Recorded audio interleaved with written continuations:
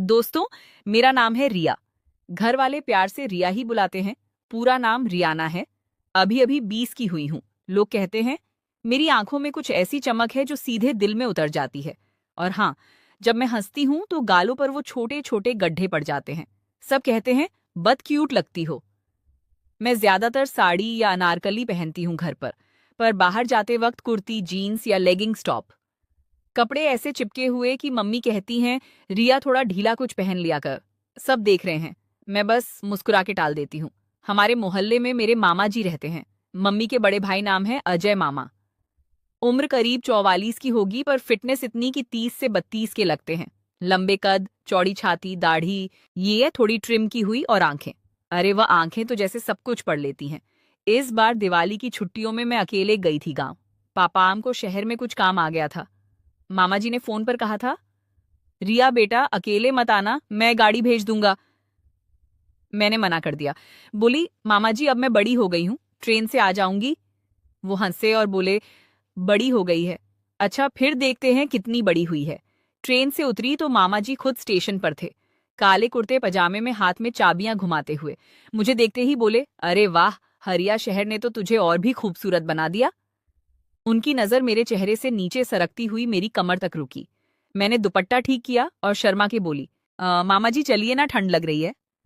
वो मुस्कुराए, हाँ चल, घर में गर्माहट है। घर पहुंची तो मामी नहीं थी, उनके गांव में किसी रिश्तेदार के यहाँ गई थी। सिर्फ मामा जी और मैं। घर पुराना है, बड़ा आंगन, पीछे नारियल का बाग। मामा जी बोले, रिया तू ऊपर वाले कमरे में सोना, मैं नीचे रह लूंगा। मैंने हाँ कहा। सामान रखा, नहाने चली गई। नहा के निकली तो सिर्फ सलवार कमीज पहनी थी, बाल गीले गीले। मामा जी चाय बना रहे थे।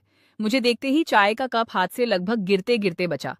बोले, रिया तू तो गीले बालों में मतलब कुछ और ही लग रही है। मैं शर्मा के बोली, मामा जी आप भी ना रात को खाना साथ खाया। वो बार बार मेरी तरफ देख रहे थे। मैं कभी उनकी आंखों में देखती, कभी झुक जाती।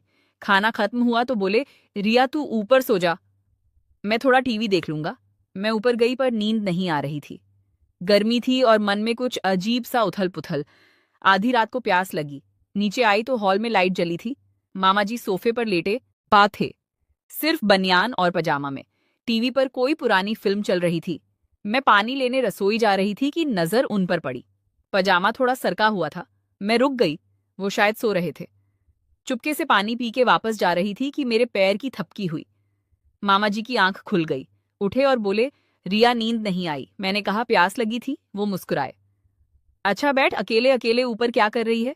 मैं डरते डरते सोफे पर बैठ गई। वो बोले, इतना डर क्यों रही है, मैं कोई भूत हूं क्या? मैं हंस पड़ी। वो पास खिसके बोले, रिया तू बहुत बदल गई है, पहले तो गोद में आकर बैठती थी, अब तो। मैंने कहा मामा जी अब मैं बड़ी हो गई ना। उनकी उंगलियां मेरे बालों में गईं, फिर गाल पर बोले, तेरी त्वचा कितनी नरम है। मैं सांस रोक के बैठी रही। उनकी सांस मेरे कंधे पर लग रही थी। मैंने आंखें बंद कर ली। लगा बस अब। तभी बाहर सड़क पर कोई गाड़ी गुजरी। हेडलाइट की रोशनी आई। मामा जी एकदम अलग हुए। बोले, शायद कोई आया होगा, मैं देखता हूं। वो बाहर चले गए। मैं सांस ली। दिल जोर जोर से धड़क रहा था। ऊपर भाग आई और बिस्तर में छिप गई। सारी रात नींद नहीं आई। सुबह उठी तो मामा जी नहा चुके थे। मुझे देखते ही बोले, सोई अच्छे? मैंने सर झुका लिया। वो बोले, चल नाश्ता कर, आज तुझे कुछ दिखाना है। नाश्ते के बाद बोले, रिया चल पुराने तालाब के पास, वहां बहुत सुंदर जगह है, बचपन में हम सब वहां खेलते थे। हम निकले। रास्ते में वह मेरे साथ चल रहे थे, कभी कंधे पर हाथ, कभी कमर पर हल्का स्पर्श। मैं चुप थी। तालाब के पास पहुंचे, चारों तरफ हरी भरी घास। एक पेड़ के नीचे बैठ गए। मामा जी बोले, रिया यहां आकर मुझे तेरी मम्मी की याद आती है, वह भी तेरी तरह ही थी। मैंने पूछा, सच में? वो बोले, हाँ, और तेरी तरह ही खूबसूरत। फिर चुप हो गए। शाम ढल रही थी। वो बोले, रिया एक बात बताऊं?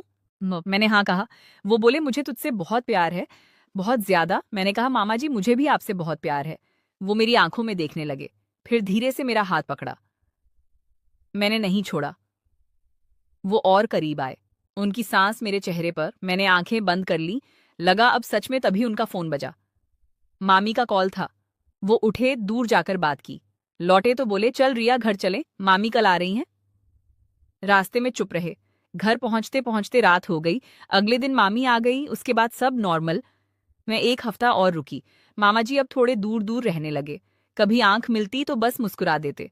फिर मैं शहर लौट आई। आज भी जब मामा जी का फोन आता है, आवाज में वही गर्मी होती है। कहते हैं, रिया कब आ रही है? मैं हंस के कहती हूँ, जल्दी मामा जी। और मन ही मन सोचती हूँ कि उस दिन तालाब के पास अगर फोन ना आता तो क्या होता। पर सच कहूँ, मुझे राहत है कि कुछ नहीं हुआ, क्योंकि मामा जी का प्यार मेरे लिए पिता जैसा है, दोस्त जैसा है। हाँ, कभी कभी थोड़ा कुछ और भी लगता है, पर वो कुछ और कभी हुआ नहीं और शायद कभी होना भी नहीं चाहिए। बस इतनी सी कहानी है मेरी। ना कुछ हुआ, ना होने दिया, पर दिल में एक हल्की सी उलझन आज भी है।